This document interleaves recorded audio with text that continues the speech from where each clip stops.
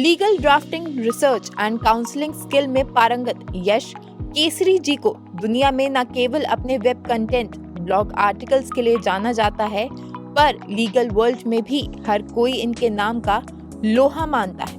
अक्टूबर 2020 में बतौर content writer अपने करियर की शुरुआत करने वाले यश केसरी जी 2021 में Uttar Pradesh real estate regulatory authority में लॉ ट्रेनी थे और आज हमारा India credit cooperative society limited में एज सीनियर लीगल एग्जीक्यूटिव अपनी सेवाएं प्रदान कर रहे हैं। यश केसरी जी का मात्र इतने कम वक्त में यहाँ तक पहुँचना उनके मेहनत और दृढ़ निश्चय को दर्शाता है। 2021 में यूनिवर्सिटी ऑफ लखनऊ से LLB कर चुके यश केसरी आज बिजनेस रिसर्च, लीगल इश्यूज और लीगल अवेयरनेस में लोगों का मार्गदर्शन कर रहे हैं। लीगल एग्जीक्यूटिव श्री यश केसरी जी का बिजनेस पाठशाला में एक्सपर्ट के तौर पर हम स्वागत करते हैं।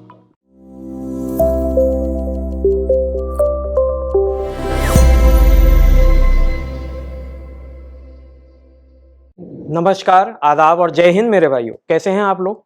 आज हम लोग का जो टॉपिक है इट्स वेरी इंपॉर्टेंट। ठीक है, लगभग जितने भी बिजनेसेस हैं जो ऑपरेट कर रहे हैं, जो ऑपरेट करना चाहते हैं या इन फ्यूचर उनको इजीली ऑपरेट करना है, उनको इस बात का ध्यान रखना होगा कि उनके पास इन्वेंट्रीज बहुत होती हैं। इन्वेंट्रीज को स्टॉकअप करना होता है, इन्वेंट्रीज को साइज अप करना होता है। उनको ये देखना होता है कि जो उनके पास इन्वेंट्रीज हैं वो इन्वेंट्रीज आसानी से लिस्ट आउट की जा सकें। लिस्ट आउट करने के लिए उनके पास कोड्स होते हैं। अब ये कोड्स जनरली कोड्स बोलते हैं बट उनको बार कोड्स बोलते हैं। ठीक है, तो इन बार कोड्स के लिए जो रजिस्ट्रेशन का प्रोसेस है, जो रजिस्ट्रेशन की प्रक्रिया है, उसको कैसे अपनाते हैं। ठीक है, बार कोड्स का मतलब ही क्या होता है, इसके अलावा कितने टाइप के बार कोड्स होते हैं। ठीक है, तो हम ये जानेंगे आज के प्रेजेंटेशन के थ्रू, आज के टॉपिक के थ्रू। ठीक है, तो ये हम लोग बेसिकली इंडियन बार कोड्स की बात करेंगे। ठीक है, ये इंडियन बार कोड्स ऐसे भी होते हैं जो ना केवल इंडिया में, इसके अलावा फॉरेन में भी आसानी से यूज किए जा सकते हैं। ठीक है, उसके लिए डिफरेंट टाइप के बार कोड्स होते हैं। ठीक है, तो अगर मैं छोटा एक या मोटा सा इंट्रो दूं तो इसमें सिर्फ इतना मतलब है कि ये जो हमारे पास बिजनेसेस हैं, जो हमारे पास जो भाई हैं, जो बंधु हैं, जिन्हें बिजनेस ऑपरेट करना है, वो बिजनेस ऑपरेट करने के लिए इन्वेंट्रीज स्टॉकअप करते हैं। ठीक है, कुछ के पास इन्वेंट्रीज होंगी। इन्वेंट्रीज भी कई तरीके की होती हैं। फॉर एग्जाम्पल, अगर आप किसी जनरल मार्केट या सुपर मार्केट में जाएंगे तो आपके पास दो टाइप के गुड्स होंगे। एक ऐसे जो पेरिशेबल नेचर के होंगे, जो समय के साथ एक्सपायरी डेट पे एक्सपायर हो जाते हैं। ठीक है, दूसरे ऐसे टाइप के गुड्स होते हैं जो शायद ही एक्सपायर हो। ठीक है, जिनकी कोई लगभग एक्सपायरी डेट नहीं होती है। ठीक है, तो ऐसे टाइप के गुड्स को, इन टाइप्स के गुड्स को डिफरेंट ये कैटेगरी के हिसाब से बारकोड्स अलॉट किए जाते हैं। ठीक है, तो बारकोड का अर्थ क्या है, इसको जानने से पहले एक बार उसकी छोटी सी हिस्ट्री भी समझ लेंगे। ठीक है, तो इसमें सिंपल सीधा क्या है, जॉर्ज जे लॉरर। तो जॉर्ज जे लॉरर एक ऐसे व्यक्ति थे जिन्होंने 1970 में बारकोड्स का इन्वेंशन किया। तो वो इन्वेंशन क्यों किया जाता है? Invention is the necessity. ठीक है, इन्वेंशन जमाने के हिसाब से नेसेसिटी होती है। ये सिंपलिस्टिक आइडिया है कि आपकी जरूरत होगी तो आप इन्वेंशन करेंगे। उनको ऐसी जरूरत इसलिए पड़ी क्योंकि सामान बहुत ज्यादा थे, लिस्ट करने में प्रॉब्लम हो रही थी, डेटा एंट्री करनी पड़ रही थी हर एक आइटम के लिए बार बार एंट्री, हर एक आइटम के लिए बार बार एंट्री। तो इससे बचने के लिए उन्होंने ऐसे कोड्स तैयार किए कि जिनको स्कैन किया जाए और स्कैन करते ही सारी इंफॉर्मेशन कंप्यूटर पर आ जाए। तो जैसे ही सारी इंफॉर्मेशन कंप्यूटर पर आ जाती थी, उससे चीजें आसान, सिर्फ एक बार बारकोड का अलॉटमेंट होना है। ठीक है, एक बार उस कोड में सारी प्रोडक्ट की जानकारी फीड कर देंगे। प्रोडक्ट का नाम क्या है, ठीक है, उस प्रोडक्ट का छोटा सा यूसेज क्या है, अगर एक्सपायरी है तो कब एक्सपायर होगा, ठीक है, किस टाइप की कैटेगरी में वो प्रोडक्ट आता है, ठीक है, एसेट्रा एक्सेट्रा। इतनी टाइप की चीजें उस कोड में फीड हो जाती हैं। ठीक है, अब वो जब कोड उन्होंने तैयार किया तो उन्होंने ये देखा कि इसके इतने फायदे हैं। टाइम कम लगना, ठीक है, चीजों को इजीली डिस्टिंग्विश कर लेना, कौन सा प्रोडक्ट किस कैटेगरी में आएगा, कौन सा प्रोडक्ट किस कैटेगरी में आएगा। सपोज करिए आप दो टाइप के प्रोडक्ट यूज कर रहे हैं। फॉर एग्जांपल मैं कहूंगा फेस क्रीम, दूसरा मैं कहूंगा फाउंडेशन। ठीक है, तो फेस क्रीम और फाउंडेशन में अंतर है। ठीक है, बहुत से लोगों के लिए मोटे मोटे तौर पर शायद अंतर ना हो, बट छोटा सा अंतर होता है। ठीक है, छोटा सा बड़ा सा जितना भी अंतर हो, बट जब आपके पास स्टॉकअप में आपके पास प्रोडक्ट आएगा। तो उसमें दिक्कत क्या होगी? उसमें दिक्कत यही हो जाएगी कि बॉक्स बॉक्स भर के सामान आ रहा है, बॉक्स बॉक्स भर के सामान आएगा तो आपको उसको डिफरेंशिएट करने में हो सकता है अंतर हो जाए। तो जब आपके पास बारकोड होंगे, आप एक बार अपना स्कैनर उस पर दिखाएंगे और आपके पास पूरी जानकारी आ जाएगी। आप अपने एम्प्लॉय से कहेंगे कि आप इस सामान को इधर रख दीजिए, आप इस सामान को इधर रख दीजिए, तो चीजें आसानी से डिफरेंशिएट हो जाती हैं। So this is primary advantage. ठीक है, इसके बाद मशीन रीडेबल इमेज है, जाहिर सी बात है, अभी मैंने कहा कि use machines to scan them. ठीक है, इसके अलावा barcode is used to conduct ये प्रोडक्ट डिटेल्स, जैसे कि प्रोडक्ट नंबर्स हो गए, सीरियल नंबर्स हो गए, इसके अलावा बैच नंबर्स, एक बार में इंस्टेंटली, फटाफट सारा काम एक बार में। ठीक है, इसके बाद जब हम लोग और भी बात करते हैं कि बारकोड में और क्या क्या चीजें हो सकती हैं, तो इससे हम ये प्रोडक्ट आइडेंटिफिकेशन करेंगे। अभी मैंने मोटे मोटे पूरा बता दिया कि प्रोडक्ट को आइडेंटिफाई करेंगे, कौन सा प्रोडक्ट क्या है, कौन सा प्रोडक्ट क्या है। ठीक है, ज्यादा दिमाग चलाने की जरूरत नहीं है, सिर्फ एक मशीन स्कैन से हमारा काम हो जाएगा। ठीक है, उस बॉक्स को ओपन करने की जरूरत नहीं पड़ेगी, क्योंकि जब इंडस्ट्री से सामान आता है तो बॉक्स में पूरा बंद पैक आता है, तो आप ऐसा नहीं कर सकते कि आप उसको खोल के हर एक सामान चेक करेंगे। आपके पास टाइम कम और काम ज्यादा रहता है। ऑब्वियसली आप एक होलसेलर हैं तो आपके पास काम बहुत ज्यादा रहेगा। Even if you are a retailer, तो आप अपने गोडाउन में चीजों को एक डिफरेंशिएट तरीके से रखेंगे कि हाँ, हमें इस चीज को यहाँ रखना, हमें इस चीज को यहाँ रखना। ठीक है, अब इसमें लिखा है and used widely in supermarkets जैसे क्लोथिंग स्टोर्स, मॉल्स एक्सेट्रा। ठीक है, इसके अलावा and has inherent benefits like the elimination of errors, cost effectiveness, time saving and ease of managing inventory. मैंने अभी इतनी बातों को डिस्कस किया। ठीक है, इसके अलावा this global identification system assist all the parties. ठीक है, सारी पार्टीज को असिस्ट करती, कौन सी भी टाइप की पार्टी, इट डजंट मैटर। ठीक है, लीगल टाइप की पार्टी हो, नॉन लीगल पार्टी हो। ठीक है, इसके अलावा इंडस्ट्रियलिस्ट पार्टी हो। ठीक है, इसके अलावा stationery party, it doesn't matter who the party is. आप कैसे भी किस टाइप के सेलर हो, होलसेलर हो, इंडस्ट्रियलिस्ट हो, ठीक है, बिजनेसमैन हो, you will be helped by this type of barcode. ठीक है, barcode resistance is very important. अगर आप एक बिजनेस शुरू कर रहे हैं, you will definitely adopt the barcode system. ठीक है, इसके अलावा लॉजिस्टिक्स, अभी मैंने बात किया, मैन्युफैक्चरर्स को हेल्प करेगा, लॉजिस्टिक्स को हेल्प करेगा, होलसेलर्स को हेल्प करेगा कि प्रोडक्ट्स को आइडेंटिफाई जल्दी से जल्दी कैसे किया जाए। ठीक है, इसके अलावा बिजनेसेस बारकोड्स कैसे इस्तेमाल करते हैं। तो बिजनेस क्या है, अब जैसे मेरा एक बिजनेस होगा तो मैं क्या करूंगा, बारकोड के लिए अप्लाई करूंगा। ठीक है, जब मेरे पास बारकोड अलॉट हो जाएगा तो मैं बारकोड हर एक बॉक्स पर अलग अलग चिपका दूंगा, not even on boxes, on every product. ठीक है, जब वो प्रोडक्ट असेंबली लाइन में आएगा, ठीक है, जब आप इंडस्ट्रीज में देखते होंगे, जब वो प्रोडक्ट का एक बॉटल तैयार होता है, फॉर एग्जांपल मैं एक शैम्पू की बात कर लेता हूं, तो शैम्पू के नीचे जो उसका लेबल लगेगा उसमें छोटा सा बारकोड प्रिंट होके उसी लेबल के साथ अटैच कर दिया जाएगा on every product, each and every product. इस बारकोड को लगा दिया जाएगा, उसके बाद वो वहां से अलॉटमेंट हो जाएगा।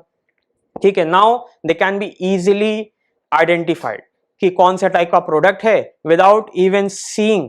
ठीक है, आपको देखने की जरूरत नहीं है, आपको पढ़ने की भी जरूरत नहीं है, बस आप अपनी मशीन से स्कैन करिए, आपका प्रोडक्ट एक कैटेगरी लाइन से दूसरी कैटेगरी लाइन में डिवाइड हो जाएगा। ठीक है, तो इसमें क्या लिखा है कि unique symbol of an parallel lines in the number, ये पैरेलल लाइंस होती हैं। बारकोड का आजकल एक नया सिंबल चला है। ठीक है, आजकल नया सिंबल क्या चला है, क्यूआर कोड्स। तो अभी हम उस पे जाएंगे, पर क्यूआर कोड से पहले जो आया है बारकोड, उसमें पैरेलल लाइंस होती हैं, कुछ लाइन मोटी होती है, कुछ पतली पतली लाइन होती है। इन लाइंस में ही सारी उनकी हिस्ट्री होती है, उस प्रोडक्ट की हिस्ट्री होती है। जो नए क्यूआर कोड्स आए हैं वो ज्यादा अच्छे हैं, उनमें ज्यादा इंफॉर्मेशन स्टोर हो सकती है, बट वो अभी बात की बात है। अभी हम लोग इस टॉपिक को तोड़ के चलते हैं। ठीक है, जो अभी जो बारकोड्स आज भी यूज हो रहे हैं, they are very easy to read. ठीक है, मशीन उनको आसानी से रीड कर सकती है। ठीक है, इनमें भी डिफरेंट टाइप की मशीन्स रहती हैं कि थोड़ी एक मशीन सस्ती आती है, एक मशीन महंगी आती है। तो जो बारकोड, जो पैरेलल लाइन वाली बारकोड होती है, वो थोड़ी सी इजी पड़ती है, उसमें कम इंफॉर्मेशन रहती है, बट ठीक ठाक इंफॉर्मेशन रहती है कि आप अपने प्रोडक्ट को आइडेंटिफाई करना है। And they are globally used, आज इसका ग्लोबल यूज है, लगभग एवरी मैन्युफैक्चरर, लगभग क्या, ऑलमोस्ट एवरी, ठीक है, almost everyone is using it. ठीक है, even if you as a businessman, if you are seeing this video, you may be even using it or you may have applied for it.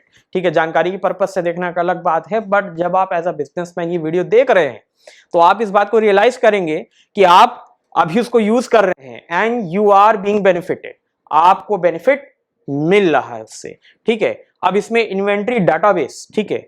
अब हम business houses use the barcodes for the following, ठीक है। तो business houses barcodes को किन किन चीजों के लिए इस्तेमाल करती हैं? पहला क्या है? Inventory database. तो इन्वेंट्री डाटाबेस के लिए कैसे इस्तेमाल होता है कि इन्वेंट्री डेटाबेस को बिल्डअप किया जाता है।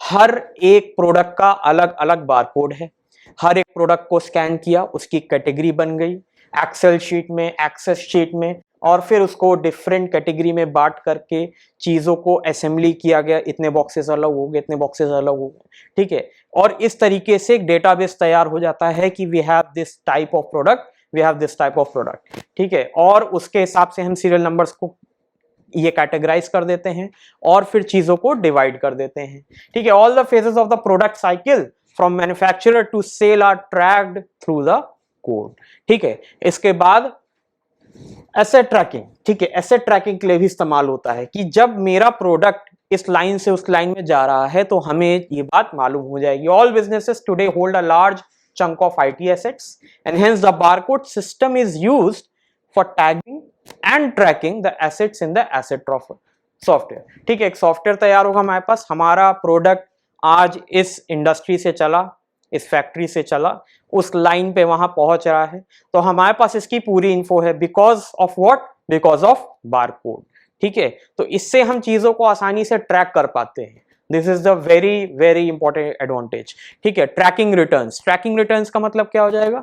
The barcode system can be used for tracking returns specially so in the online shopping world, ठीक है। Barcodes can also be attached to invoices so as to ease the tracking of payments, ठीक है। अगर जैसे आप online shopping कर रहे हैं, आपने कुछ सामान खरीदा, ठीक है, तो जब वो सेलर अपने यहाँ से सामान भेजेगा तो उसमें बारकोड की इंफॉर्मेशन या बारकोड की फोटो खींच करके ऑनलाइन अपलोड हो जाएगी। आपको इस एंड से पता नहीं because you are the buyer, but for the businesses it is very important to know कि एज अ बायर जब हम अपने यहाँ सामान देखते हैं तो जो भी डिलीवरी मैन होता है वो बंदा क्या करता है? फोटो खींचता है बारकोड की और सिर्फ बारकोड की फोटो खींच के भेज देता है, दैट्स इट। वो ऑनलाइन अपलोड हो जाती है, उसी से सारी इंफॉर्मेशन निकल करके सामने आ जाती है। For businesses it is day to day practice, ठीक है। हर दिन में भी हो सकता है कि बैच ऑफ आवर्स में इस चीज को प्रोसेस किया जाता हो, ठीक है।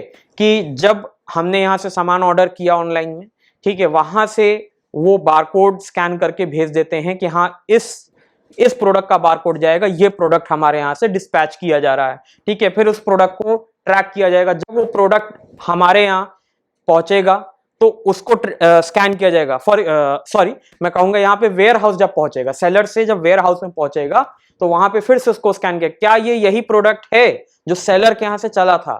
फिर वेयर हाउस से इट्स ओके, वहां पे कहेंगे ओके, स्कैन करने के बाद कि हाँ ये वही प्रोडक्ट है। अब इसको बायर के पास डिस्पैच किया जाएगा। बायर के पास भी जब पहुंचेगा तो डिलीवरी मैन एक बार उसको फिर से स्कैन करेगा फॉर एश्योरिटी कि हाँ ये वही प्रोडक्ट है, और फिर वो प्रोडक्ट हमारे पास आ जाएगा, ठीक है। आजकल तो ओपन बॉक्स डिलीवरी है तो इस बात की कोई चिंता ही नहीं है कि that we are getting our product, हमारे पास हमारी सामान पहुंच रहा है क्योंकि हम ओपन बॉक्स से देख ले रहे हैं।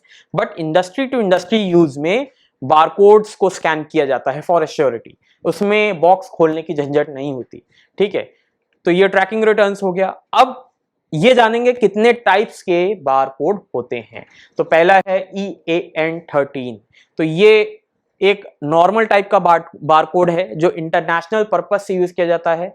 इसे आज यूरोपियन आर्टिकल नंबर कहा जाता है। ये 13 डिजिट का नंबर होता है और ये यूरोप, इंडिया और बाकी कई देशों में इस्तेमाल किया जाता है। तो ये नॉर्मल बारकोड है, ठीक है। इसमें नॉर्मल सी चीजें आ जाती हैं, आपको दिख रहा होगा आपके बगल में एक फोटो लगी है, नॉर्मल EAN वाला इस टाइप का बारकोड होता है। For example if you can see this type का EAN13 है, ठीक है। UPCA की जब आप बात करेंगे तो UPCA एक यूनिवर्सल ये प्रोडक्ट कोड बारकोड है, ठीक है। ये 12 डिजिट बारकोड है जिसे जनरली कहाँ यूज करते हैं? US, कनाडा, UK, ऑस्ट्रेलिया और न्यूजीलैंड, ठीक है। इतने टाइप के देश ये बारकोड यूज करते हैं UPCA, ठीक है।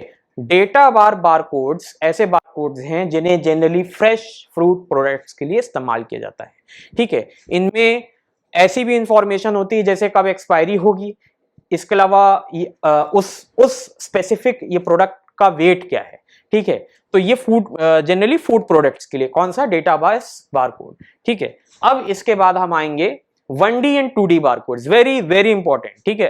एज अ बिजनेसमैन या एज अ इंफॉर्मेशन सीकर अगर आप ये देख रहे हैं टॉपिक, तो आपको ये जानना होगा कि 1D and 2D barcodes are very very important, ठीक है। नाम में छोटा सा अंतर है, 1D एंड 2D, कोई 3D नहीं है, बट इतने टाइप के हैं। तो 1D एक नॉर्मल बारकोड की तरह हम उसको ट्रीट कर पाएंगे, एंड 2D एक QR एंड मॉडर्न कोड है, ठीक है। बारकोड तो हम कहेंगे बट एक मॉडर्न बारकोड है, दैट इज QR कोड।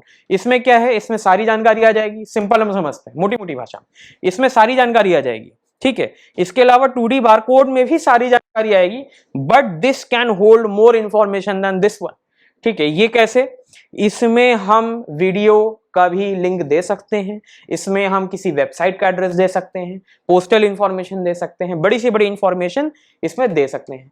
अब अगर हम चीजों को थोड़ा डीप में समझें तो 1D बारकोड क्या है, 14 वैट्स 1D बारकोड क्या है, GS1 अलॉट करता है, ठीक है। GS1 इंडिया में बारकोड रजिस्ट्रेशन ऑर्गेनाइजेशन है जो हमें बारकोड्स अलॉट करता है, 1D 2D या जिस टाइप का आपको जरूरत पड़ता हो। फ्रेश फूड है तो डेटाबेस बारकोड आप ले सकते हैं, ठीक है। तो इसमें क्या है, ये ग्लोबल सप्लाई चेन्स को ट्रैक करने के लिए यूज किया जाता है। 2D बारकोड में भी वही सुविधा उपलब्ध है, थोड़ा सा महंगा रहता है, ठीक है। बट 1D बारकोड में क्या है कि सस्ता पड़ता है, ठीक है। आप ग्लोबली इसको ट्रैक कर सकते हैं, एक बार बारकोड आपका जनरेट हो गया तो ग्लोबल से आप पूरे दुनिया से जुड़ जाएंगे, ठीक है। आपका प्रोडक्ट कहीं भी जाएगा तो आप उसको एसेट ट्रैकिंग के थ्रू ट्रैक कर पाएंगे, ठीक है। इसमें 128 barcodes can carry any of the ID keys, ठीक है, एंड एडिशनल इंफॉर्मेशन जैसे कि सीरियल नंबर हो गया, एक्सपायरेशन डेट्स हो गया, ठीक है। इसके अलावा GTIN नंबर ले सकता है, that is global trade item number use हो सकता है, और इसके अलावा जितने भी डिफरेंट टाइप के मटेरियल्स हैं उनको यूज किया जा सकता है। 2D बारकोड जैसा कि मैंने बताया QR कोड स्पेशल बारकोड है, ठीक है। इसमें आप ऑनलाइन पेमेंट वॉलेट्स, क्योंकि जब से ऑनलाइन पेमेंट वॉलेट्स है तब से इसका यूज ज्यादा हो गया है, ठीक है। क्योंकि ऑनलाइन पेमेंट वॉलेट्स इसको ज्यादा यूज करते हैं क्योंकि इसमें ज्यादा इंफॉर्मेशन आती है। कितनी इंफॉर्मेशन आ सकती है, 7000 टू 4000 कैरेक्टर्स, ठीक है। 7000 डिजिट्स टू 4000 कैरेक्टर्स, इतनी ज्यादा जानकारी इस छोटे से बारकोड में आ सकती है। दोनों ही बारकोड मतलब एक ज्यादा पैरेलल लाइन में है, थोड़ा फैला है, और एक बारकोड सीधा स्क्वायर शेप्ड है, but square shape barcode QR code में ज्यादा जानकारी जनरेट हो सकती है। इसलिए ज्यादातर online payment systems QR codes पे चलते हैं, वो जानकारी इजी जनरेट होती है, इजी टू स्कैन होता है, हर चीज लगभग इजी मोड पे इसमें अवेलेबल। बस एक ही चीज है, महंगा पड़ता है, ठीक है। इसीलिए जनरली हाई एंड यूजर्स या high end businesses QR codes को यूज करते हैं। But if you are getting it, मतलब आपको अगर सस्ता पड़ रहा है तो आप भी इसे अलॉट करवा सकते हैं, ठीक है। It can also be use to integrate with programs like office हो गया, SQL हो गया, सर्वर्स हो गया, ठीक है।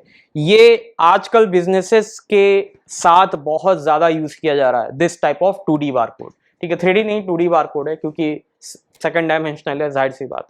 तो इस छोटी सी पिक्चर में हमें क्या पता चलेगा कि कौन से टाइप का बारकोड है। ये UPC-A है, EN13 है, ठीक है। UPC-E है, UPC-A के एक्सटेंशन में E है, थोड़ी कम इंफॉर्मेशन है, सस्ता पड़ता है, इसीलिए छोटा सा बारकोड है, EAN8 है। अब इसके अलावा GS1 डेटा बार फैमिली, जिसमें फ्रेश फूड के प्रोडक्ट्स की लाइन है पूरा, ठीक है। Omni directional expanded, omni directional expanded, omni directional और एक्सपैंडेड में अंतर क्या है, इसमें थोड़ी ज्यादा जानकारी आ जाएगी, इसमें कम आएगी, ठीक है। ट्रंकेटेड है, और भी कम जानकारी के लिए जो सस्ता पड़े वो ये बारकोड है, ठीक है। लिमिटेड एंड स्टैग्ड, बहुत सस्ते पड़ते हैं बारकोड फ्रेश फूड प्रोडक्ट्स के लिए, और जनरली मतलब जैसे आलू हो गया, प्याज हो गया, इन छोटे छोटे प्रोडक्ट्स के लिए इन बारकोड्स का इस्तेमाल करते हैं, ठीक है। GS1 जो अलॉट करता है पैरेलल टाइप के बारकोड्स, जिसे हम 1D अभी हम डिस्कस कर रहे थे, उसमें ये बारकोड और ये बारकोड आएगा ITF14, और GS1 2D बारकोड की जिसकी हम बात कर रहे थे डेटा मैट्रिक्स है और QR कोड है। डेटा मैट्रिक्स में कम आएगा पर आ जाएगा। QR code is universal and holds a lot of information, ठीक है। तो ये टाइप के बारकोड्स हो गए, ठीक है। अब हम डिस्कस करेंगे कि क्या प्रोसेस है जिससे कि हम बारकोड रजिस्ट्रेशन को पा सके, ठीक है। तो हम लोग समझेंगे कि बारकोड रजिस्ट्रेशन का जो प्रोसेस है वो हमें समझना है ताकि हम बारकोड को ऑब्टेन कर सकें। ठीक है, हमें बारकोड को ऑब्टेन करने के लिए सबसे जरूरी बात है जो जाननी है कि हम कहाँ जाएंगे, किसके पास जाएंगे, कौन सी ऐसी ऑर्गेनाइजेशन है जो इंडिया में स्पेसिफिकली बारकोड्स अलॉट करती है। इसके लिए हम समझेंगे कि इंडिया में बारकोड्स अलॉट करने की एक ही ऑर्गेनाइजेशन है, दैट इज GS1 इंडिया।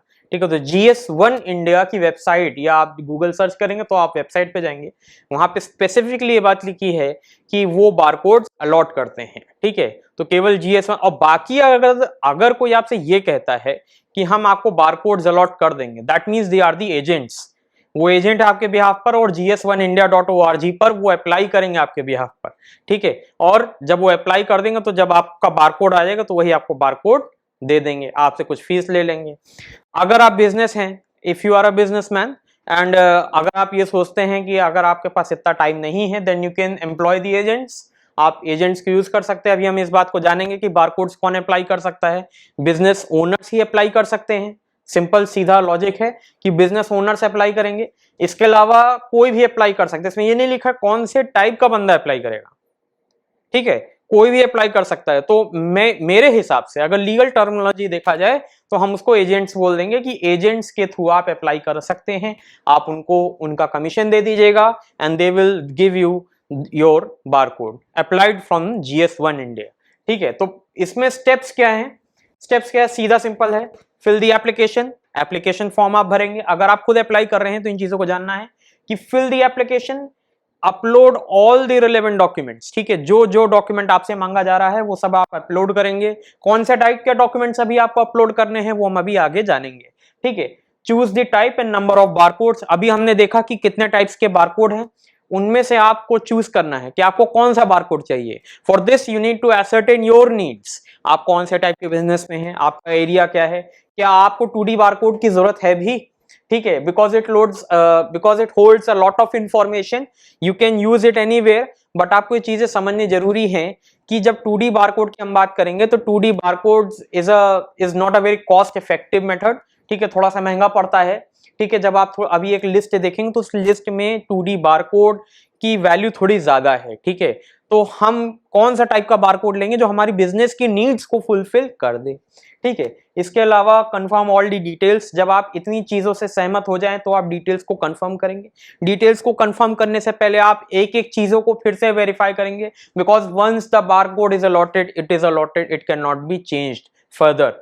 ठीक है, आपको एप्लीकेशन लगानी पड़ेगी कि आपको बारकोड चेंज कराना है। And barcode, it is not very easy, it is not very simple to change the barcode. Barcode की जो प्रोसेस है, जब इसको अप्लाई करेंगे तो 7 से 8 दिन का प्रोसेस होता है पूरा का पूरा।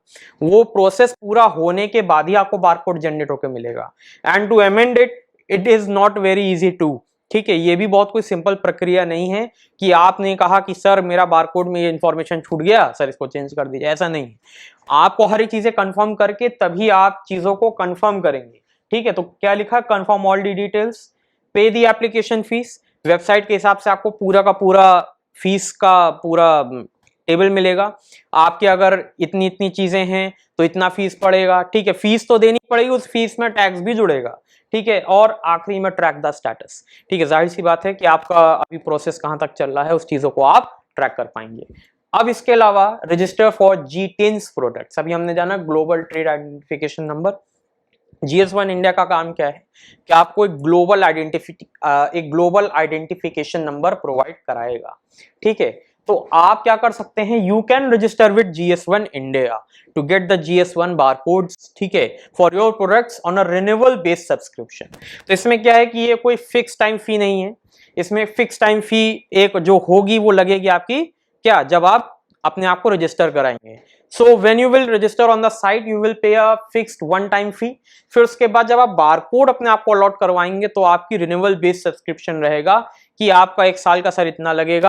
फिर उसके बाद नेक्स्ट ईयर आपका फिर वो रिन्यू हो जाएगा। ये रिन्यूअल मेथड आपके अकाउंट बेस्ड चार्ज पे होगा, जैसे कि अभी NAC मैंडेट है कि आप UPI मैंडेट है यूज करते ही हैं। ठीक है, जैसे अगर मैं एक छोटा सा एग्जांपल लूं, अगर मैं LIC का एग्जांपल लूं, आपने कोई LIC परचेज की, कोई पॉलिसी परचेज की, तो अब ऐसा नहीं है कि आपको हर महीने जाकर के उसकी पेमेंट करनी होगी, ऐसा बिल्कुल नहीं।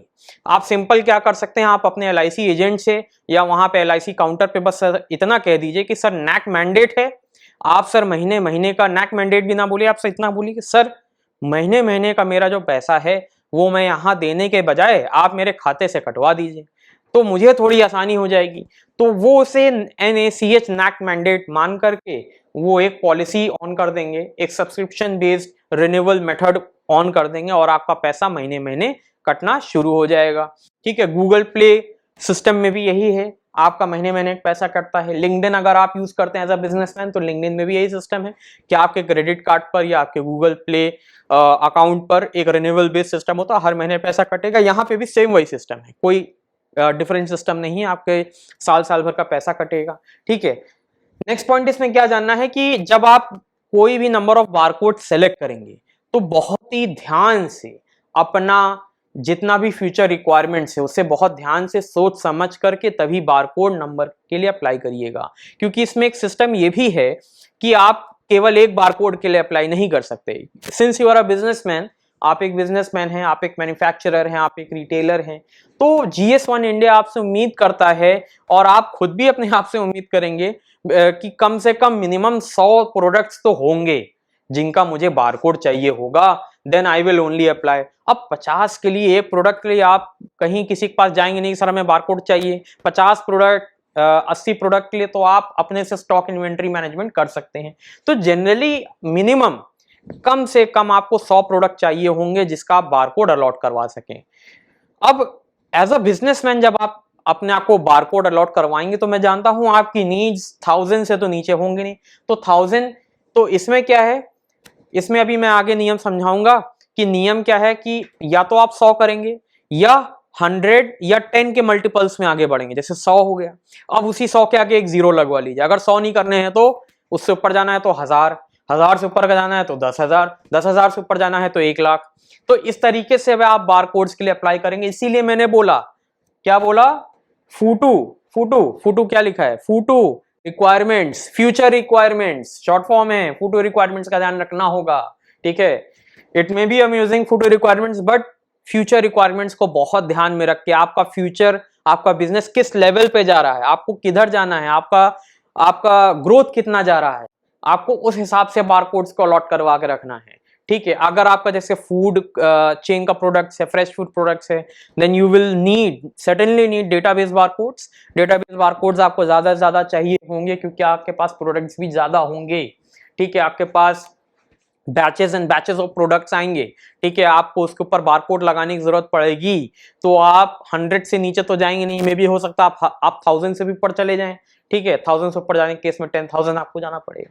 ठीक है, अब इसके बाद जब आपका बारकोड सब्सक्रिप्शन इंक्लूड क्या होगा, डेटा कार्ड सर्विस। तो डेटा कार्ड सर्विस पहली बार क्योंकि इंट्रोड्यूस हो रहा है तो मैं एक छोटा सा इंट्रो दे देता हूं। डेटा कार्ड सर्विस एक ऐसी सर्विस है जो कि GS1 इंडिया ने इंट्रोड्यूस की है। डेटा कार्ड सर्विस आपको ऐसी सर्विसेज प्रोवाइड करेगा जिससे आप अपने कार्ट में कितने टाइप के बारकोड्स खरीदने हैं, ठीक है, आपको उसकी क्या यूज है क्या यूज नहीं है, उसमें आप अपलोड करेंगे। तो सिंपल क्या है, ये आपका कार्ट है। ठीक है, आपका शॉपिंग कार्ट है जो आप GS1 इंडिया टाइप के शॉपिंग मॉल में लेके गए हैं, उस आपके कार्ट का नाम क्या है, डेटा कार्ड सर्विस, सिंपल। ठीक है, अब इसके बाद जब हम आगे बढ़ेंगे तो हम रजिस्ट्रेशन प्रोसेस अब एक एक करके समझेंगे कि हमारी रजिस्ट्रेशन प्रक्रिया क्या है। ठीक है, तो इसमें सबसे पहली बात, कोई भी रजिस्ट्रेशन कहीं भी जाने से पहले हमें डॉक्यूमेंट समझने हैं। ठीक है, डॉक्यूमेंट्स हमें क्या क्या चाहिए होंगे। Even for opening the bank account, आप सीधा बैंक अकाउंट जाकर के ये नहीं कहेंगे कि सर हमें बैंक अकाउंट खुलाना है, आप ये बात बोलते ही ये कहेंगे मैम हमें डॉक्यूमेंट्स क्या क्या चाहिए होंगे खाता खोलने के लिए, आप हमें ये बताइए। तो हमें यहाँ पे बारकोड अप्लाई करने के लिए क्या क्या डॉक्यूमेंट्स चाहिए कि आपका बारकोड रजिस्टर हो जाए। तो सिंपल सीधी बात है, if you are a company, ठीक है, अगर आप एक कंपनी है, अगर अब इस पर डिपेंड करेगा कि आपके पास कंपनी है। कंपनी कितने टाइप्स की होती है, एक होती है पब्लिक कंपनी होती है और एक प्राइवेट लिमिटेड होती है, जिसके आगे प्राइवेट लिमिटेड लगता है। पब्लिक कंपनी उसमें केवल लिमिटेड लगेगा। अब कंपनी नहीं है तो क्या आप एक पार्टनरशिप फॉर्म है, पार्टनरशिप फॉर्म नहीं है तो क्या आप एक हिंदू यूनाइटेड फैमिली है, ठीक है, HUF है, क्या आप एक एसोसिएशन ऑफ पर्संस हैं, क्या आप एक सोसाइटी है registered under the societies act, क्या आप एक मल्टी स्टेट कोऑपरेटिव सोसाइटी हैं, ठीक है, क्या आप एक गवर्नमेंट लिमिटेड ऑर्गेनाइजेशन है। तो ये सब चीजें डिफर करती हैं जब आप बारकोड अप्लाई करते हैं, ठीक है। इन्हीं चीजों के ऊपर आपकी फीस भी डिफर करती है, ठीक है। अगर आप एक ये प्राइवेट लिमिटेड कंपनी है, ठीक है, आपको इतने सेट्स ऑफ बारकोड्स की जरूरत है तो आपका इतना पैसा लगेगा, नहीं तो कुछ और पैसा लगेगा। तो आपको उस कंपनी के, उस ऑर्गेनाइजेशन के पेपर्स तैयार रखने हैं ऑन हैंड, ठीक है। If you are a limited company, public company है, तो उसके मेमोरेंडम ऑफ एसोसिएशन आपके पास तैयार होने चाहिए। नहीं तो रजिस्ट्रार ऑफ कंपनीज पे जब आपने कोई डॉक्यूमेंट्स अप्लाई किया होगा तो उसके डॉक्यूमेंट्स आप अप्लाई कर लीजिएगा। या तो आपके पास रजिस्ट्रार ऑफ कंपनीज आरओसी के थ्रू लिया गया डॉक्यूमेंट हो, या तो ये हो, और या तो एमओए हो, मेमोरेंडम ऑफ एसोसिएशन, दोनों में से कोई एक डॉक्यूमेंट तैयार रख लीजिए, ठीक है। इसके अलावा अब आप क्योंकि बिजनेस कर रहे हैं तो आपके पास वैट रजिस्ट्रेशन, जीएसटी ये रजिस्ट्रेशन नंबर भी होगा, तो आप उसे भी तैयार कर लीजिएगा। जब आपके पास जीएसटी है तो जीएसटी अप्लाई करने के लिए थ्रू आपने कोई पैन नंबर आपने ये अलॉट करवाया होगा, तो कंपनी का पैन नंबर ले लीजिएगा। If you are a partnership firm, तो पार्टनरशिप फर्म के केस में क्या होगा कि पैन नंबर तो चाहिए होगा, वैट नंबर तो चाहिए ही होगा। इसके अलावा एक स्पेसिफिक चीज चाहिए जो कि कंपनी के केस में चाहिए होता है। कंपनी के केस में आरओसी होता है, पार्टनरशिप के केस में आरओसी तो होगा नहीं, पर पार्टनरशिप डीड जरूर होगी, पार्टनरशिप समझौता होगा आपके पार्टनर्स के साथ कि हम सर पार्टनरशिप इतनी इतनी चीज के लिए कर रहे हैं, हमारा प्रॉफिट शेयरिंग रेशियो इतना होगा, लायबिलिटीज इतनी होंगी, एसेट्रा एसेट्रा, ठीक है। तो आपके पास पार्टनरशिप डीड होनी चाहिए, ठीक। अगर आप एक सोल प्रोप्राइटर हैं तो आपका कोई खुद के अकाउंट डिटेल्स होंगे, आप उसे ले लीजिएगा। Generally sole proprietor barcodes apply कराते नहीं हैं। आजकल एक नया कंसेप्ट चला है कंपनीज एक्ट में, वो है 1% कंपनी। तो 1% कंपनी के केस में भी कंपनी की ही डिटेल्स होती हैं, तो कंपनी की ही डिटेल्स हो लाएगा। अगर कोई एसोसिएशन ऑफ पर्संस है तो एसोसिएशन ऑफ पर्संस के पास भी सोसाइटी कोई रजिस्ट्रेशन कहीं तो कुछ ना कुछ कराया ही होगा, तो उस केस में उस रजिस्ट्रेशन के डॉक्यूमेंट्स आप ले आइएगा, ठीक है। इतनी चीजें आप ऑन हैंड रखिएगा। अब इसके अलावा आपको और क्या क्या चाहिए, अगर कंपनी है तो कॉपी ऑफ बैलेंस शीट, ठीक है। बैलेंस शीट की आप कॉपी रखिएगा। बैलेंस शीट में केवल बैलेंस शीट ही नहीं आती, उसमें क्या आता है, पीएनएल अकाउंट आता है। अगर अब यहीं पे बात आते हैं, अगर पीएनएल अकाउंट एक कंपनी का चाहिए होगा तो गवर्नमेंट सब्सिडरीज या गवर्नमेंट कंपनीज के लिए क्या चाहिए होगा, इनकम एंड एक्सपेंडिचर अकाउंट चाहिए होगा, ठीक। क्योंकि गवर्नमेंट कंपनी के केस में पीएनएल अकाउंट नहीं होता है, ठीक है, वहां पर इनकम एंड एक्सपेंडिचर होता है, ठीक है, कितनी इनकम हुई, कितना एक्सपेंडिचर हुआ, ठीक है। अब इसके अलावा तीसरा क्या चाहिए, letter on company letterhead, ठीक है, रिक्वेस्टिंग बारकोड अलॉटमेंट, ठीक है। हम GS1 इंडिया से हाथ जोड़ के क्या मांग रहे हैं, बारकोड मांग रहे हैं, तो उसके लिए कंपनी के लेटर हेड पे हाथ जोड़ते हुए एक छोटा सा स्टेटमेंट चाहिए कि हाँ हमें बारकोड चाहिए, तो एक कंपनी के लेटर हेड पर होना चाहिए, उसे आप अपने पास रख लीजिए, ठीक है। ये सब चीजें एप्लीकेशन से पहले अपने पास आपको मैंडेटरी रखना ही रखना है।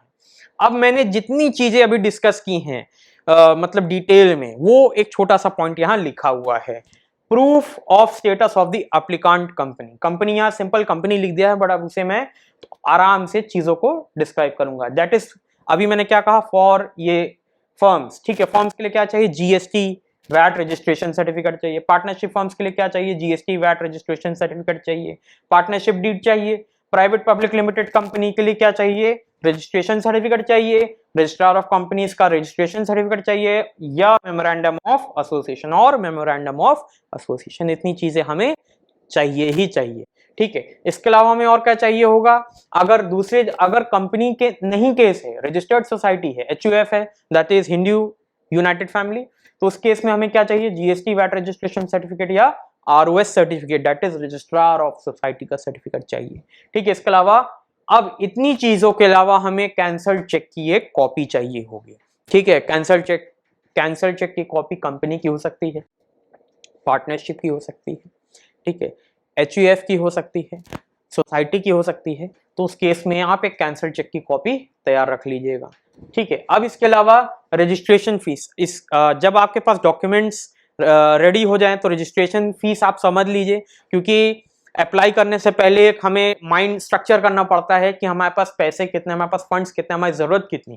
ठीक है। तो रजिस्ट्रेशन फी क्या है, वन टाइम फी है। अभी मैंने बताया था, शुरुआत में ही बताया था कि जब आप अपने आप को रजिस्टर कराएंगे तो वन टाइम फिक्स्ड पेमेंट फी करनी पड़ेगी, ठीक है।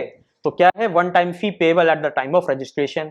दूसरा क्या है, सब्सक्रिप्शन फी है। जब आप बारकोड अलॉट करवाएंगे तो आपको हर साल फीस देनी होगी, वो आपका हर साल आपके खाते से कट जाएगा। ठीक है। तीसरा क्या है, सिक्योरिटी डिपॉजिट है, interest free refundable security deposit है कि आप बारकोड रजिस्ट्रेशन करवा रहे हैं, कोई सिक्योरिटी डिपॉजिट रख दीजिए, इनकेस आपका पेमेंट फेलियर हो जाता है तो ये सिक्योरिटी डिपॉजिट लेस आउट हो जाएगी, बैलेंस हो जाएगी। और इसके अलावा टैक्सेस जो कि जीएसटी एक्ट के अंडर में मैंडेटरी है, वो आपको देना होगा।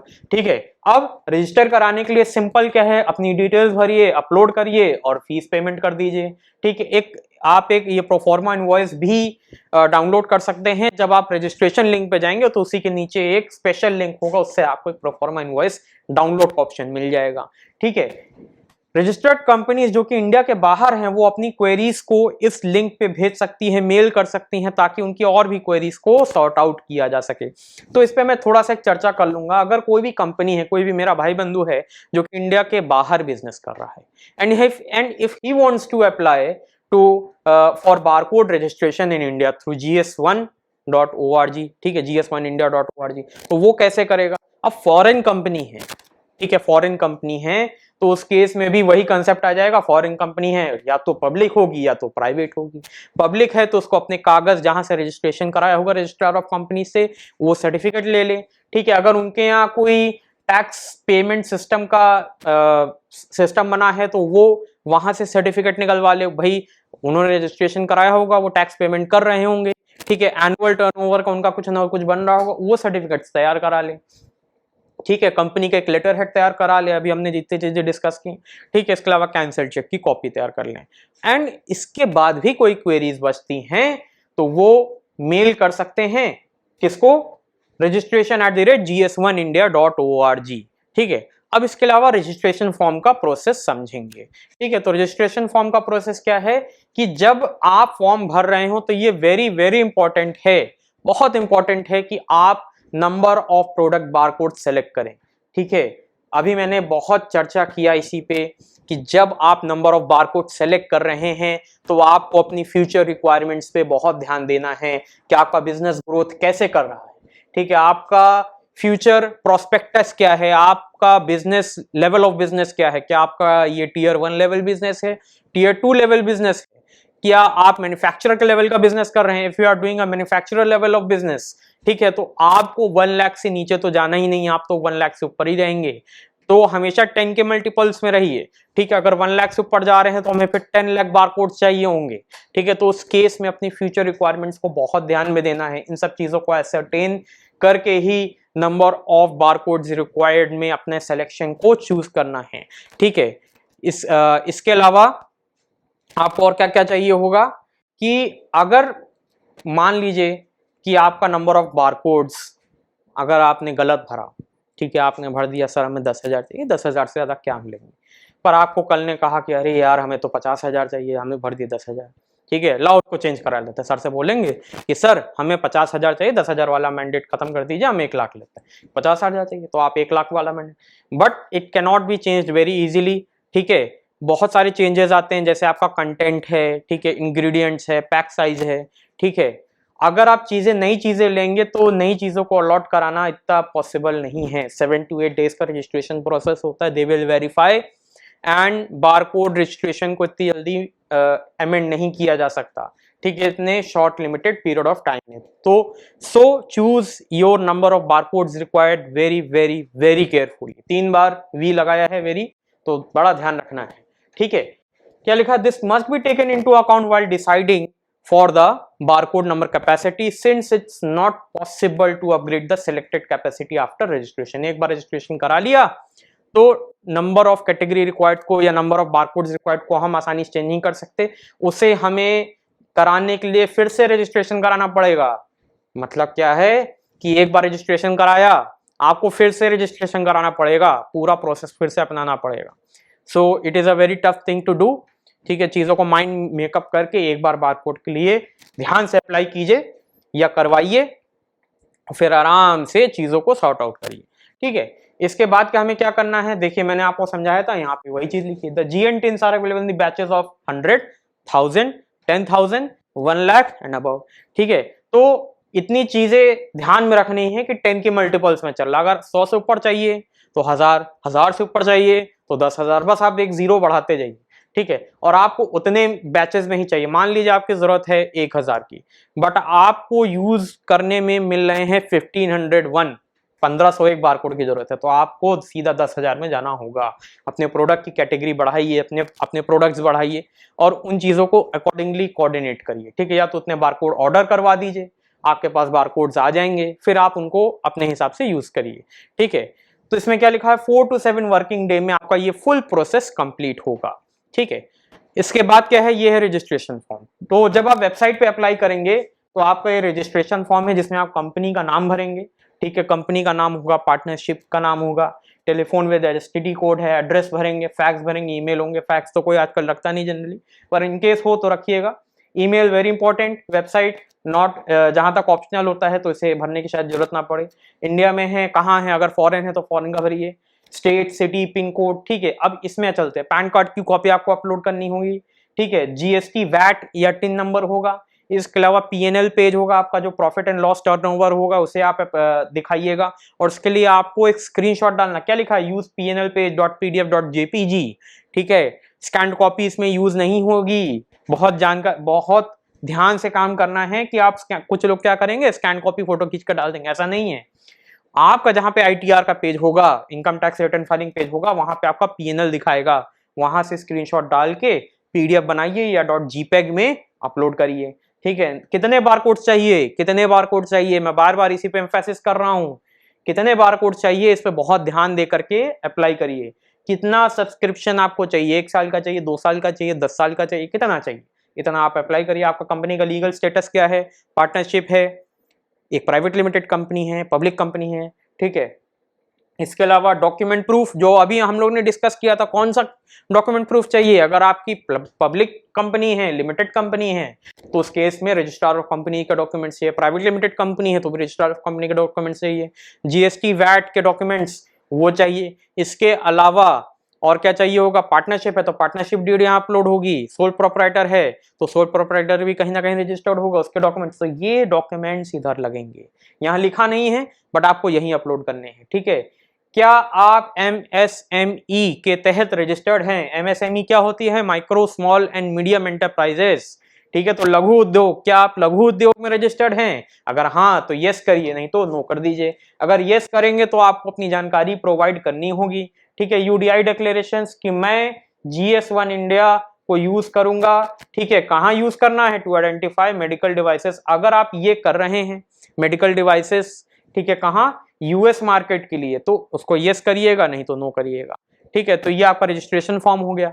अब जब रजिस्ट्रेशन फॉर्म में आप अपने आप को रजिस्टर्ड करा लेंगे, तो रजिस्टर्ड कराने के बाद आपको डेटा कार्ड सर्विस के लॉगिन डिटेल्स दे दिए जाएंगे। ये लॉगिन डिटेल्स आसानी से उपलब्ध नहीं होते हैं, ठीक है। रजिस्ट्रेशन कराने के 5 से 7 दिन में आपको ये डॉक्यूमेंट्स मिलेंगे। तो डेटा कार्ड सर्विस में क्या है, use the credentials given for login, ठीक है। सिंपल सीधी बात है, आपको क्रेडेंशियल्स जो मिलेंगे, लॉगिन आईडी एंड पासवर्ड, उससे डेटा कार्ड में लॉगिन करेंगे। और डेटा कार्ड में लॉगिन करने के बाद हम अपना प्रोडक्ट डेटा तैयार करेंगे कि हमें कौन से टाइप का प्रोडक्ट चाहिए, किस लेवल का प्रोडक्ट चाहिए, किस एरिया में प्रोडक्ट चाहिए, एक्सेट्रा एक्सेट्रा, ठीक है। अब इसके बाद डेटा कार्ड में लॉगिन करने के बाद सर हमें क्या करना होगा, ठीक है। तो डेटा कार्ड में जब हम लॉगिन करेंगे तो उसके बाद हमें ये स्क्रीन मिलेगी, ठीक है।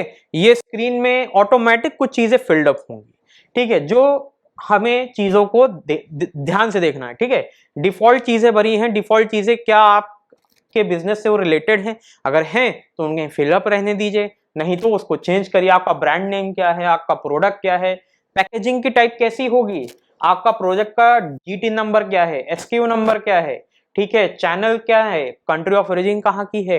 अगर आप बाहर से सामान मंगा रहे हैं, इंडिया में असेंबली करवा रहे हैं, तो आपका सामान जिधर से बन के आ रहा है उधर कंपनी का नाम आएगा कंट्री ऑफ ओरिजिन में। यहाँ इंडिया डिफॉल्ट सेलेक्टेड रहेगा। अगर आपका जैसे मोबाइल, अगर आपका मोबाइल बिजनेस है, आपने चाइना से, आजकल वैसे भी बहुत से लोग क्या कराते हैं, मैन्युफैक्चरिंग करवाते हैं, इंडिया में असेंबली करवाते हैं, तो यहाँ पे फिर आपको चाइना करना पड़ेगा, अगर आपका मलेशिया का तो मलेशिया, ठीक है, फिलीपींस का तो फिलीपींस, ठीक है, वियतनाम से अगर मंगा रहे हैं तो वियतनाम से, ठीक है। तो यहाँ पे चीजों को सेलेक्ट करना होगा, ठीक है। फिर कैटेगरी बतानी है, सब कैटेगरी बतानी है, डिजाइन का कोड क्या है, वीडियो यूआरएल अगर आपके पास है, प्रोडक्ट का यूआरएल अपनी वेबसाइट के हिसाब से है तो उनको यहाँ फिलअप कर दीजिए। इतनी चीजें करने के बाद स्टेप 3 क्या है, GTIN हमें पाना है। तो GTIN कैसे क्या करेंगे, टू असाइन GTIN नंबर ये allocated to your product at the product attributes and save and publish. तो सीधा सिंपल क्या है कि चीजों को फिलअप करते हुए हम सेव एंड पब्लिश का बटन दबाएंगे।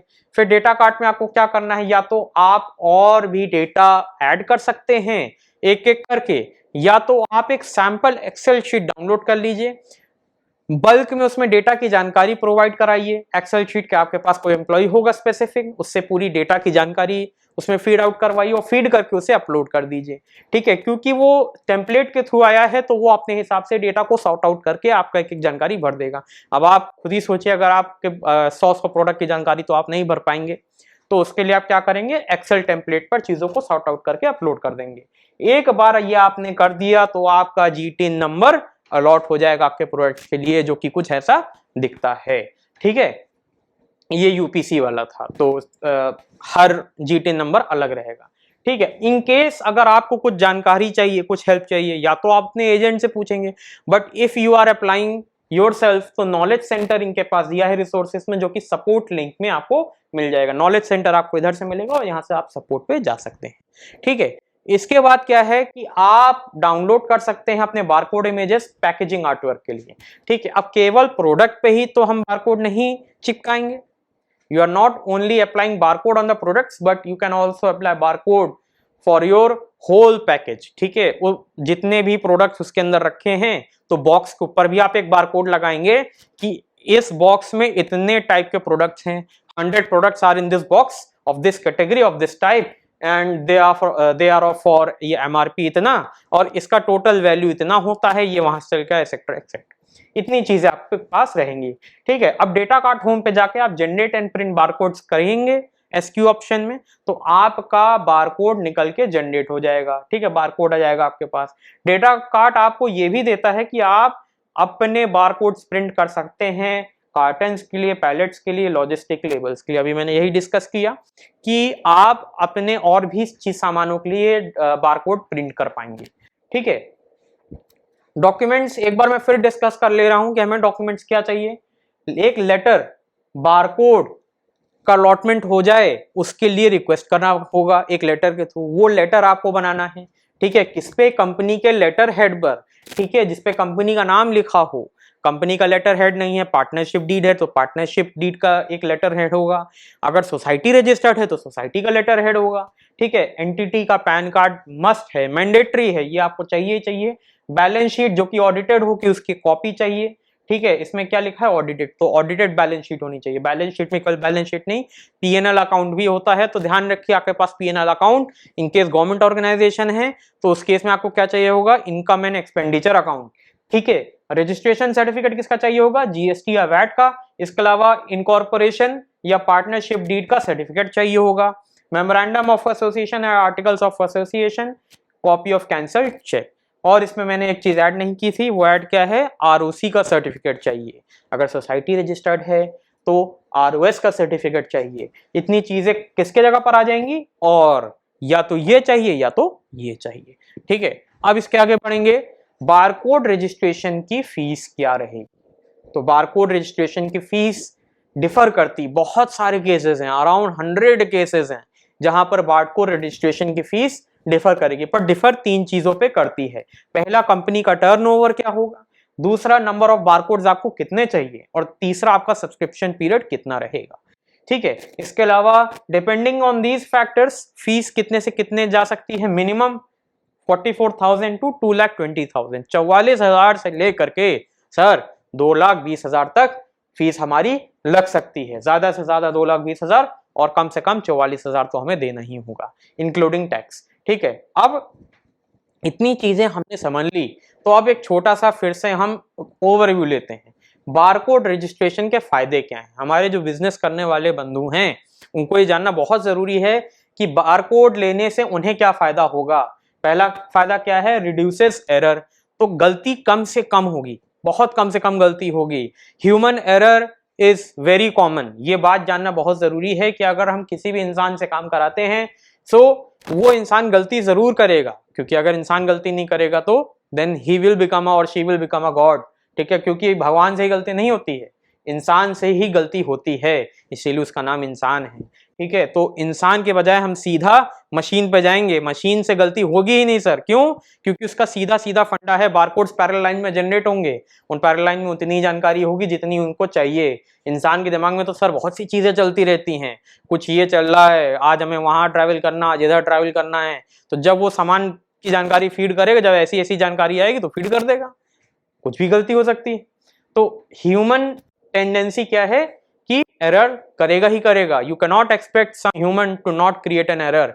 एरर होगी, उस एरर को हम हटाने के लिए क्या कर सकते हैं, मिनिमाइज करने के लिए क्या कर सकते हैं, बारकोड के लिए अप्लाई कर सकते हैं। ठीक है, आपकी जरूरतें ज्यादा हैं तो बारकोड अप्लाई करना है।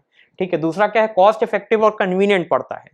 अब ह्यूमन रिसोर्स क्या है, इट इज मतलब एक्सपेंसिव। ह्यूमन रिसोर्स अगर अच्छा भी है तो एक्सपेंसिव भी है। ह्यूमंस को अगर हम एम्प्लॉय कर रहे हैं तो बहुत मतलब एक्सपेंसिव पड़ता है, बट बारकोड्स अप्लाई करेंगे तो उसके में कॉस्ट इफेक्टिवनेस पड़ जाएगी, कम से कम पैसे में ज्यादा से ज्यादा काम होगा। ठीक है, कन्वीनियंट पड़ता है कि अब एक सिंगल विंडो फ्रेम तैयार किया है गवर्नमेंट ऑफ इंडिया ने gs1india.org के माध्यम से, कि जहां से आप सीधा बारकोड अप्लाई कर देंगे। पहले के जमाने में ऐसा नहीं होता था, पहले हमें फिजिकली अप्लाई करना पड़ता था दिल्ली जा करके, अब ऐसा नहीं है, सीधा आप अपने एजेंट के थ्रू अप्लाई करवा दीजिए या आप खुद अप्लाई कर दीजिए। आप ट्रैक कर पाएंगे, 5 से 7 दिन में आपका बारकोड बन के आपके सीधा लैपटॉप में या कंप्यूटर में आ जाएगा, बस आप उसको प्रिंट करवा लीजिए, काम, दैट्स इट। तो क्या है, cost effective and convenient.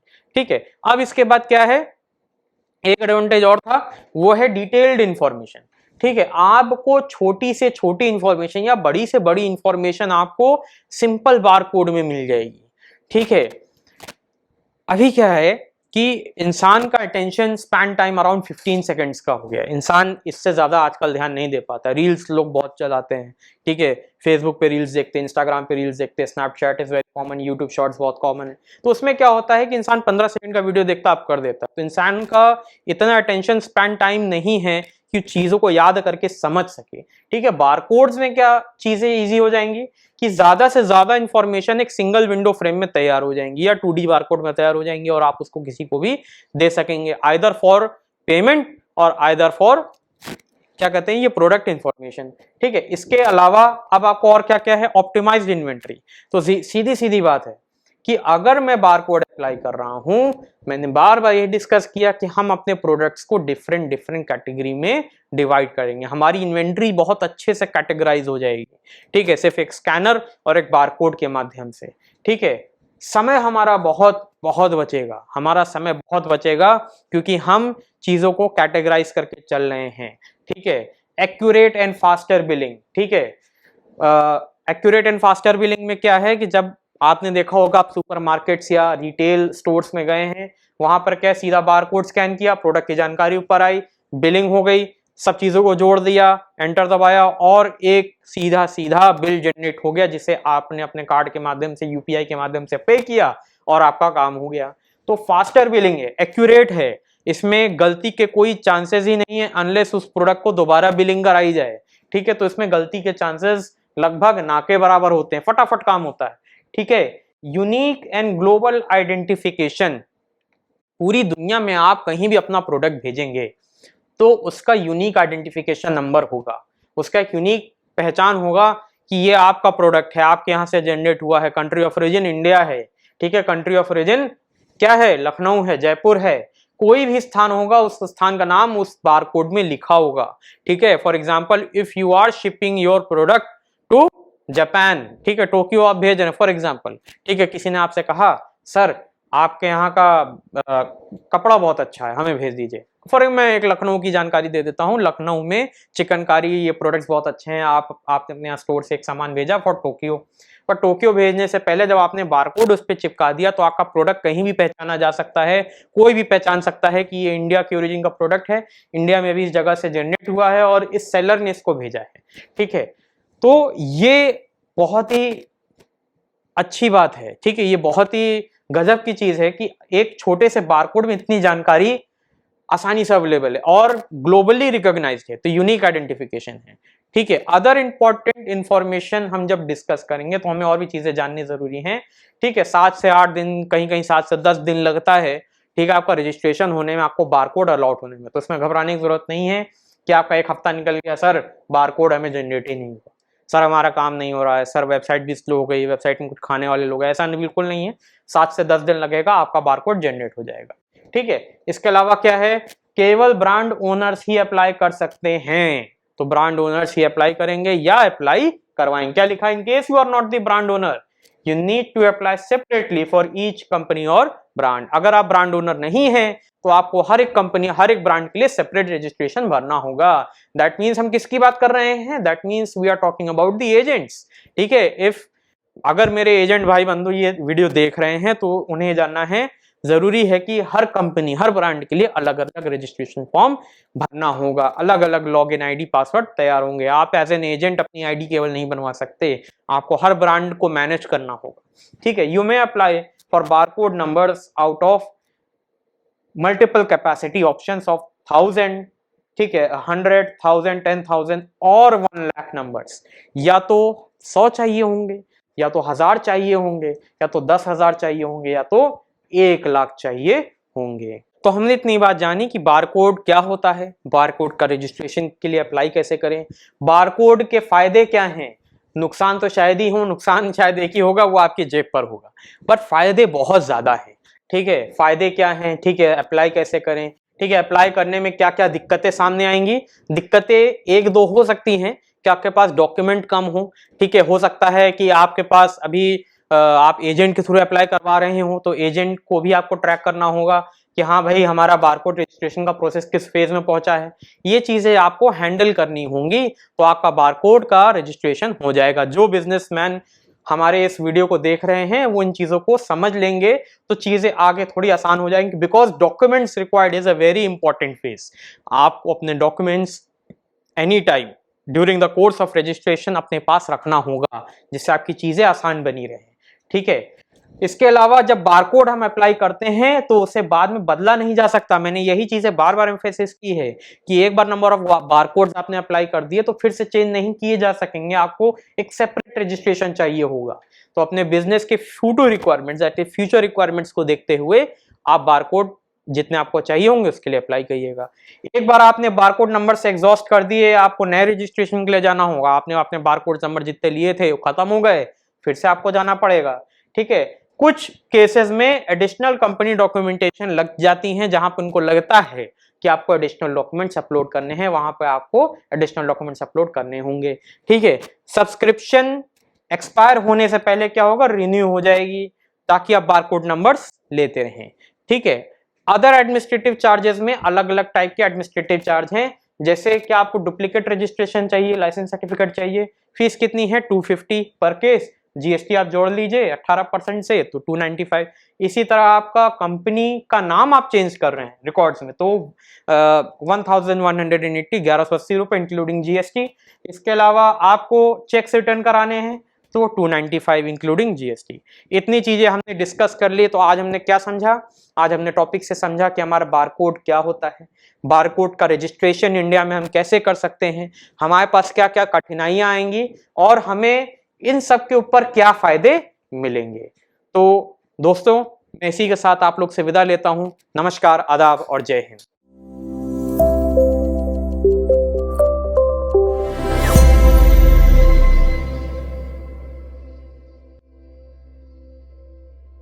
Business पाठशाला हमेशा आपके लिए कुछ नए और बेहतरीन बिजनेस आइडियाज लेकर आता है। ये आइडियाज आपको सफल व्यवसाय के रूप में एक अच्छा प्रॉफिट कमाने की ओर अग्रसर करते हैं। इस श्रृंखला को आगे बढ़ाते हुए आज हम और आप जानेंगे metal based product business ideas के बारे में। आज का पहला बिजनेस आइडिया है लॉक मैन्युफैक्चरिंग। हर व्यक्ति लॉक यानी कि तालों के बारे में जानता है। प्राचीन समय से वर्तमान समय तक लॉक्स का इस्तेमाल किया जाता है। लॉक्स एक प्रकार का मैकेनिकल डिवाइस है जिसे एक स्पेसिफिक की से ही खोला जा सकता है। इसे हाउसेस, वॉल्स और बिल्डिंग्स की सिक्योरिटी के लिए यूज किया जाता है। लॉक्स को ब्रास, स्टील, आयरन और अलॉय जैसे मेटल से बनाया जाता है। आमतौर पर मार्केट में डेड बोल्ट्स, पैडलॉक्स, नॉब लॉक्स और लिवर्स जैसे लॉक्स देखने को मिलते हैं। आजकल मार्केट में फिंगरप्रिंट स्कैन लॉक्स और स्मार्ट डोर लॉक्स भी काफी ट्रेंड में हैं। लॉक मैन्युफैक्चरिंग बिजनेस आपको कामयाबी के शिखर पर लेकर जा सकता है। इस बिजनेस को शुरू करके आप लगभग 10 से 12% प्रॉफिट अर्न कर सकते हैं। लॉक मैन्युफैक्चरिंग बिजनेस को स्मॉल स्केल में शुरू करने के लिए आपको 1800 से 2000 स्क्वायर फीट एरिया, 15 से 18 किलोवाट पावर कनेक्शन, 12 से 15 मैन पावर और 32 से 35 लाख रुपए इन्वेस्टमेंट की आवश्यकता होगी। आज के सेगमेंट का सेकंड बिजनेस आइडिया है connecting rod manufacturing. Connecting rod automobile engine का एक पार्ट होता है। ये carbon steel, micro alloyed steel और स्फेरोडाइज्ड ग्रेफाइट कास्ट आयरन से बनाए जाते हैं। अपने नाम की तरह ये रॉड इंजन के पिस्टन और क्रैंक शाफ्ट को कनेक्ट करता है। इसका मेजर फंक्शन इन दोनों पार्ट्स के बीच मोशन को ट्रांसफर करना होता है। इन्हें ऑटोमोबाइल्स के इंटरनल कंबशन इंजन्स और स्टीम इंजन्स में इस्तेमाल किया जाता है और ये engines boats, ship, airplanes, factories और ट्रेन्स में भी यूज होते हैं। कनेक्टिंग रॉड्स का इतना इस्तेमाल होता है तो आप इसके मार्केट और प्रॉफिट पोटेंशियल का अनुमान लगा सकते हैं। आप इस बिजनेस को शुरू करके 12 से 15% प्रॉफिट अर्न कर सकते हैं। कनेक्टिंग रॉड मैन्युफैक्चरिंग इंडस्ट्री में आप 300 से 400 पीसेस हर दिन बना सकते हैं और इसके लिए आपको 8000 से 10,000 स्क्वायर फीट एरिया, 75 से 80 किलोवाट पावर कनेक्शन, 35 से 40 मैन पावर, 80 लाख से 1 करोड़ रुपए इन्वेस्टमेंट की आवश्यकता होगी। आज का अगला बिजनेस आइडिया है hand tool manufacturing. Hand tool का इस्तेमाल बिना किसी मोटर के हाथों से ही किया जाता है। हैंड टूल्स में mainly pliers, filers, cutters, wrenches, striking tools, hammers, clamps, chisel, snips, knives, drills, hacksaws आदि टूल्स आते हैं। घरों से लेकर इंडस्ट्री तक chiseling, cutting, sawing, filing, hammering और फॉगिंग जैसे प्रोसेस के लिए इन सभी टूल्स का यूज किया जाता है। इन टूल्स को carbon steel, chromium vanadium steel और क्रोम मोलिब्डेनम स्टील की सहायता से बनाया जाता है। हैंड टूल्स की मार्केट में काफी डिमांड रहती है और इसकी मैन्युफैक्चरिंग शुरू करके आप एक सफल व्यवसायी बन सकते हैं। हैंड टूल्स मैन्युफैक्चरिंग बिजनेस शुरू करके आप 15 से 20% लाभ कमा सकते हैं। हैंड टूल मैन्युफैक्चरिंग बिजनेस में 4000 से 4500 पीसेस पर डे बनाने के लिए आपको 6000 से 7000 स्क्वायर फीट एरिया, 120 से 150 किलोवाट पावर कनेक्शन, 55 से 60 मैन पावर, 94 से 100 लाख रुपए मशीन कॉस्ट और 139 से 150 लाख रुपए इन्वेस्टमेंट की जरूरत होगी। आज का लास्ट बिजनेस आइडिया है डम्बेल मैन्युफैक्चरिंग। डम्बेल्स एक तरह के वेट ट्रेनिंग इक्विपमेंट होते हैं। एक्सरसाइज करने के लिए बॉडी बिल्डर्स, पावर लिफ्टर्स और एथलीट्स डम्बेल का यूज करते हैं। इसके दोनों एंड्स पर मेटल बॉल्स होती हैं। ये बॉल्स मेटल, नियोप्रीन और रबर की भी हो सकती हैं। आमतौर पर इसे आयरन से बनाया जाता है। डम्बल्स का सबसे अधिक इस्तेमाल बाइसेप्स, शोल्डर्स और चेस्ट एक्सरसाइज के लिए होता है। वर्तमान समय में अधिकतर लोग फिट रहने के लिए जिम जाते हैं और इसीलिए मार्केट में डम्बल्स की काफी हाई डिमांड भी रहती है। इस बिजनेस को शुरू करके आप 15 से 18% प्रॉफिट अर्न कर सकते हैं। स्मॉल स्केल में डम्बल मैन्युफैक्चरिंग शुरू करने के लिए आपको 2500 से 3000 स्क्वायर फीट एरिया, 40 से 50 किलोवाट पावर कनेक्शन, 8 से 10 मैन पावर और 20 से 25 लाख रुपए मशीन कॉस्ट की आवश्यकता होगी। तो ये थे आज के बिजनेस आइडियाज। उम्मीद है कि ये सेगमेंट आपके लिए बेनिफिशियल साबित हुआ होगा। अभी आप जूम सेशन से जुड़कर डायरेक्ट एक्सपर्ट से इंटरेक्ट कर सकते हैं। जूम सेशन का लिंक आपको यूट्यूब चैट बॉक्स पे मिल जाएगा। धन्यवाद।